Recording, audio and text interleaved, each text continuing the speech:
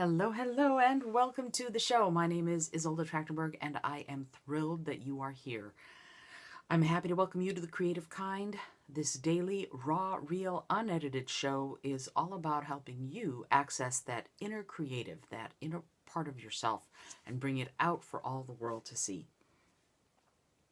Today, I want to talk about something that is, again, an extension of what I've been talking about over the last few days and weeks.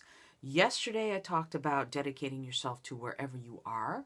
So if you're going to be slothful, by gum, be 100% slothful. If you're going to be writing your book or running your marathon, be 100% doing that. Be present in the moment. And I know that sounds like a platitude, but it's really important. The more you can truly and thoroughly enjoy the process of where you are, the more you will achieve, the less guilty you will feel, and the more energy you will have to ultimately getting done what you're trying to get done. Super important because, as I said yesterday, sometimes you just get tired and sometimes you need a break, and there is nothing wrong with that. Take the break when you need it and release yourself from guilt. Just remember to dedicate back to what you love, what you're trying to achieve when you're done taking your break. Now, that brings me to today's question. Do you know what you love? I actually talked about that in a previous episode where I asked you to break things up into a diagram, what you love, what you like, what you're good at, what you're great at. All of those things working together are fabulous, and we're going to explore those a lot more moving forward.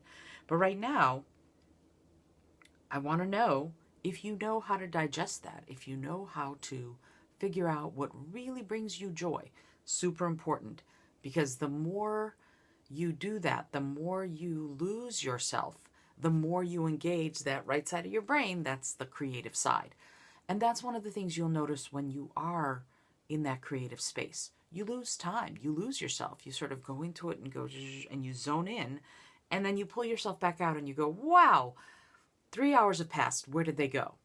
That happens to me when I'm writing. That happens to me when I'm making music. And it doesn't happen to me when I'm drawing or painting. Why? Because they're not my great loves. I'm okay as a drawer, I guess that's the word. I'm okay as a painter. I'm all right, But also, I don't love it. My husband loves, he's an amazing artist, two-dimensional art, painting, drawing, all of that. He's amazing. And he also loses time.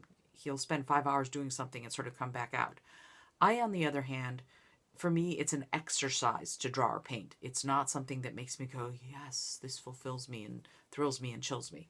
Instead, I do it when I have to, and I'm fine at it, but it's not my great love. My great loves are music and writing. So that's what I focus on, specifically more writing and also teaching. I lose time when I teach, and I often, quite frankly, have to be reined in. So I will deputize in my workshops. I conduct these workshops on teaching people how to be their creative selves or how to communicate. And I will often deputize a person to tell me when my time is almost up, because once I get going, you're not going to hush me up, right? So I need you to start really feeling in that moment, not just dedicating 100% to what you're doing, but start assessing, am I loving what I'm doing right now? Do I love it? Do I really, really love it? And you can start knowing that by figuring out for yourself whether or not you lose time. That's one of the keys, right? Have I lost some time? Am I really certain what's going on? Have I lost a little time? If you have, then it's possible that you were in that creative right side of your brain, and it's probably something that you really love. The other way to sort of sense that is whether or not your body feels a little more energized, a little more jittery, your heart's beating a little faster. So pay attention to your heart rate, pay attention to your breathing, pay attention to how wide your eyes are. If your eyes are wide, if your ears are open, you're probably doing something you enjoy. So again, losing time, heart rate, breathing, and eyes and ears. We're going to talk a lot more about the senses next time, but that's something that I really want you to start giving thought to as part of this entire process. Alrighty, I hope that you are enjoying this show. And if you are, tag someone who needs to see it or hear it. Let them know about it, because it is something that I want to build. I want to help everyone who wants to live a creative life get to live their creative life. And also, please review the show. Tell other people about it. Review it on iTunes or Google Podcasts. Let people know about it so that we can really build a creative kind. Until tomorrow, I send you my love.